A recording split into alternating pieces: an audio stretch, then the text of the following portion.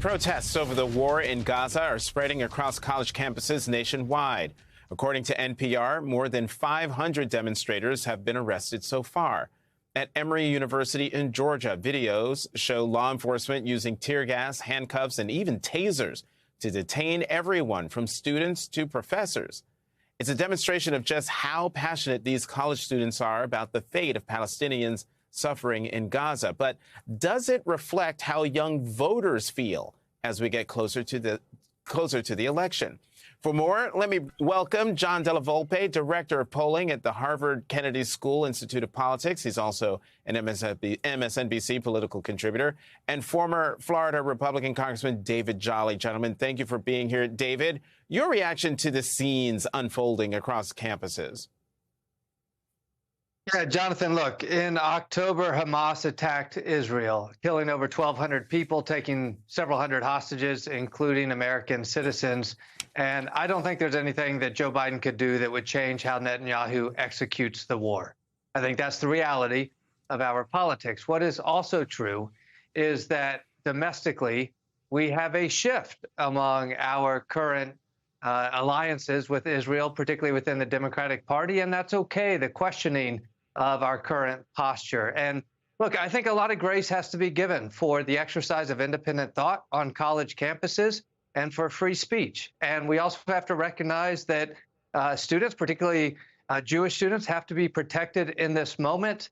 It is okay to recognize that Israel will continue to execute this war while also recognizing the concerns and speech of young voters in the United States. Those two things can coexist. Nothing is easy in this moment. What I do think is kind of untoward and awful is the manipulation of politicians, of 18, 19, 20-year-olds on college campuses. Republican or Democratic, be what they may, stay out of this free speech debate going on college campuses.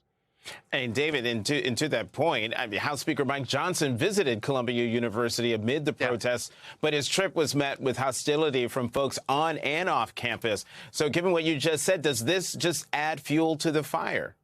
Yeah, it does. It's cheap politics. It's absolutely cheap politics. These are kids, right? I mean, look, when you get a little bit of gray hair, you can recognize grace given to students. When I was a student, I exercised free speech in a lot of political areas and in places that maybe I regret or I don't. And it's okay. Some of the most passionate movements in domestic politics have been led by students, and we should recognize that and embrace that. Let these college communities be college communities. To the national politicians, stay out of it. It's cheap shots, okay? We know where the geopolitics stand between the United States, Israel, and the Middle East. We also know that we want to raise up college kids who are willing and able to exercise their very strong voices. That's okay. You don't have to be threatened if you're Mike Johnson or Marjorie Taylor Greene or Matt Gaetz. Let college kids be college kids and let these campuses work it out. My opinion. Sorry, Jonathan. Hear, hear. Well, don't apologize. I'm agree. There's two votes for that. I concur. So, John, this remains a difficult issue for the Biden campaign. According to your latest poll, Biden leads Trump 45% to 37% among young voters. But at this point in the 2020 election, Biden led by 23%. Is his handling of the war in Gaza driving that drop in support? I'm not sure that you can explain the drop in support directly to this issue, Jonathan. I think what is clear, to echo what David said, that strong majorities of young people on and off college campuses across this country have sympathy for both the Palestinian people as well as the Israeli people. That sympathy doesn't necessarily connect all the way to their governments, where they've got far less sympathy for the government and the leadership there. But young people are calling for peace by a 5-to-1 margin. They're asking for a permanent ceasefire. The degree to which President Biden, as he did last week, recognizes the innocent civilians, the kidnapped victims in Israel, but also the Palestinian cause, those are the things that will connect with younger people.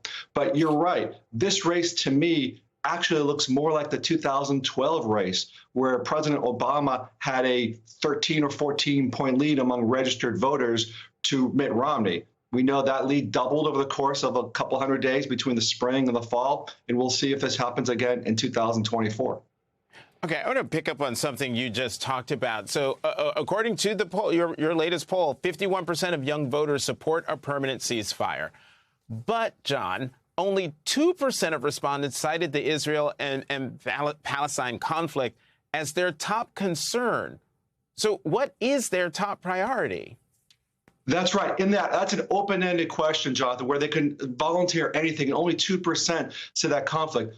Overwhelmingly, younger people telling me in focus groups, in the Harvard poll, in multiple other polls I've conducted, their number one concern is the cost of living. It's the rate of inflation that's it's adding tremendous amount of stress on a daily basis. Another poll that I released today that was sponsored by Snapshot indicated that 43% of young voters feel stressed every single day because of the cost of groceries, the cost of gas. Extend that to the cost and access of healthcare and also to housing. It's the economy that is driving most of the political dialogue among younger people today. This is an incredibly important issue, but it pales in comparison to concern about inflation today. Mm-hmm. David, let me read a quote from Charles Blow writing in the New York Times.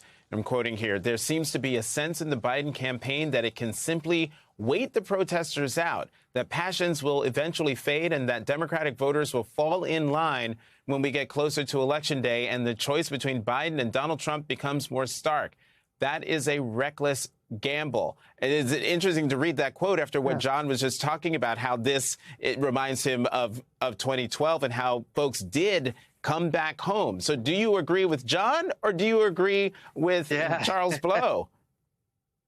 Yeah, so look, it's early, right? It's easy to imagine a world in which by the time we get to the Democratic National Convention, the protests have really taken over the thematics of the convention and concerns over Joe Biden's foreign policy. But what we do know across all crosstabs, regardless of demographics, is that whether or not the economy is moving in the right direction really seems to be the most prevalent question, whether you're young, old, whether you're a Latino voter, an African-American voter, or a white rural voter. It's about the direction of the economy. And I think you also have to look at moments like you just showed, Jonathan, about Joe Biden's interview with Howard Stern.